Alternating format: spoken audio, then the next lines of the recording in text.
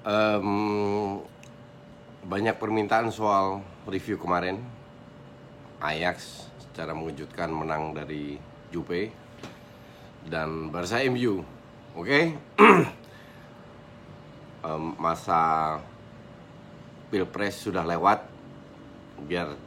Biarinlah kita tunggu hasil KPU gimana. Sekarang kita fokus ke sepak bola. Nanti malam ada City yang menjadi sangat seru sama Liverpool.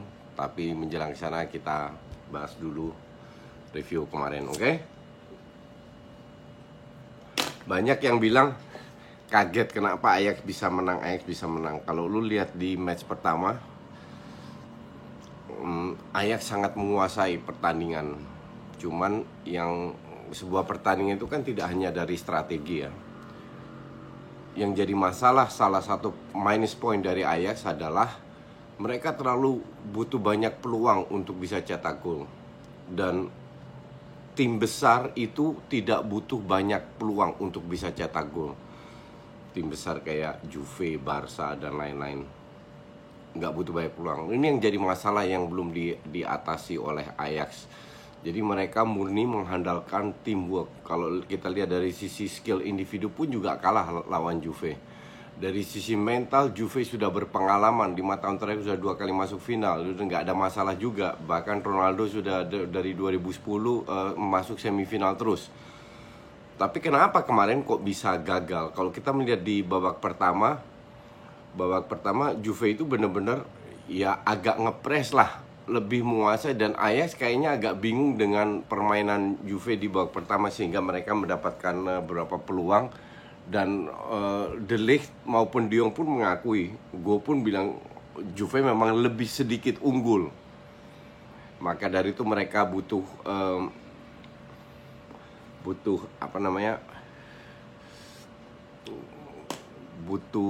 sesuatu untuk perubahan lah, atau something untuk bisa ngelawan Juve di kandang sendiri. Karena kita tahu semua bahwa Juve sangat kuat di kandang sendiri.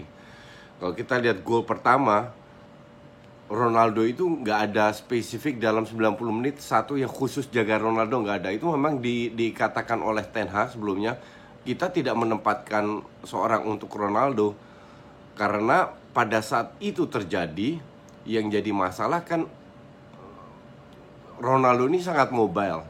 Jadi kalau ditaruh khusus satu spesial, dia bisa membuka ruang buat temennya.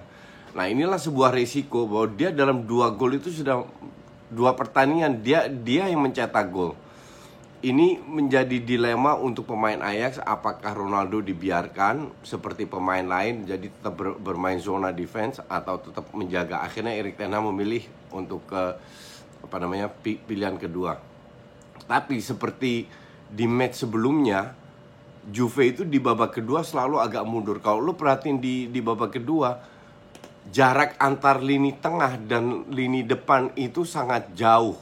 Lini tengah Juve dan lini belakang itu sangat rapat.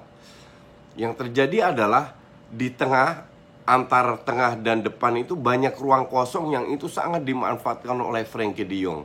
Motornya kembali Frenkie de Jong. Pada saat pemain depan berusaha untuk ngepres, Ajax gampang sekali keluar. Itu berkali-kali De Jong mendapatkan begitu banyak ruang. De Jong ini kan pemain yang berani mengambil risiko. Itulah bedanya De Jong dengan midfielder lainnya. Midfielder lainnya, apalagi pemain Arsenal ya, dulu zaman Wenger, dipres dikit ke belakang. De Jong nggak dipres dikit, dia cari kombinasi atau dia selalu passing ke depan. Nah ini tidak bisa diatasi oleh Juve sama sekali. Juve nampaknya lebih ingin membiarkan Ajax pegang bola, mengincar counter attack. Beda dengan babak pertama, di mana mereka lebih mundur, sehingga pemain depan Juve mendapatkan lebih banyak space untuk melakukan counter attack. Cuman yang jadi masalah, justru Ajax yang mendapatkan peluang lebih banyak, 4-5 peluang besar yang bisa menjadi gol. Karena nampaknya lini tengah dan lini belakang Juve ini tidak sanggup mengatasi positioning game yang dilakukan Ajax. Yang dilakukan Ajax itu persis kayak futsal. Kalau lu perhatikan, mereka bermain dengan 4-5 pemain itu dalam jarak yang sangat dekat sekali, 4-5 meter.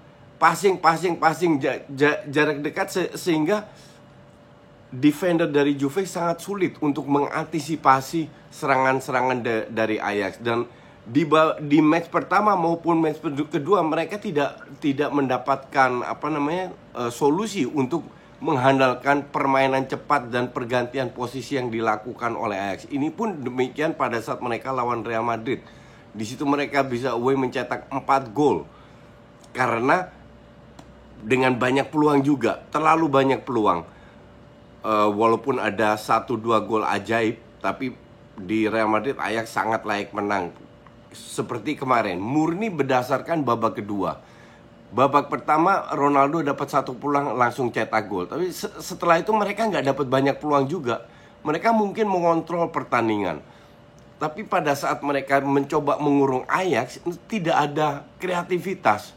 Tidak ada kreativitas, tidak bisa memanfaatkan ruang, dan Ajax pun tidak memberi ruang antara kiper dan pemain belakang.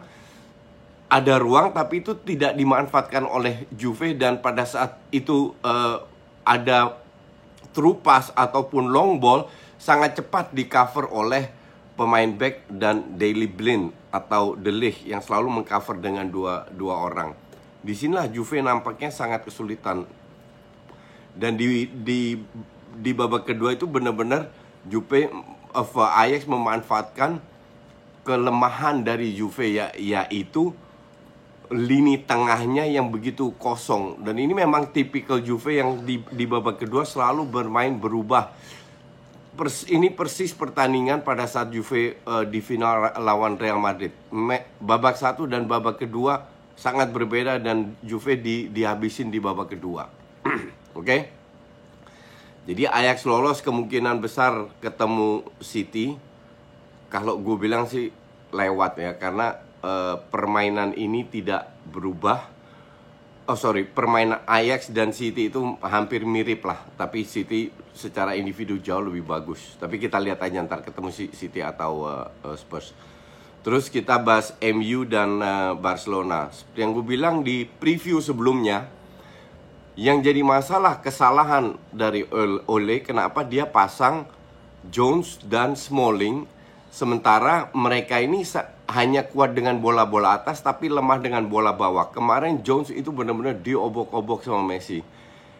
Kalau seandainya Ole melihat serangan dari Barca, nyaris tidak ada bola atas.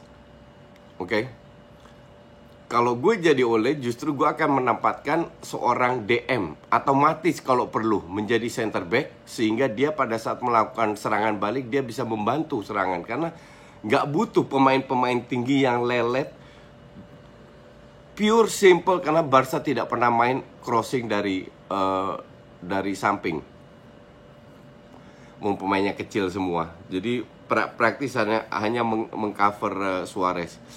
Yang kedua, serangan itu tidak berubah, tetap dari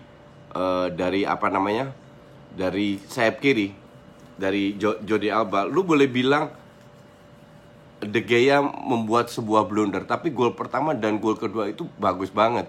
Dan MU mungkin dapat 1, 2, 3 peluang, no more than that. 1 kena tiang kalau nggak salah di awal-awal Rashford, habis itu kan nyaris nggak ada lagi. Mereka keluar aja susah. Jadi kalau Ole mau coba merubah permainan dari MU untuk bisa meraih hasil, harusnya dia lebih smart lagi. Smartnya gimana? Lu harus bermain melawan strategi Barca. Barca sudah jelas sangat kuat dengan di lini tengah.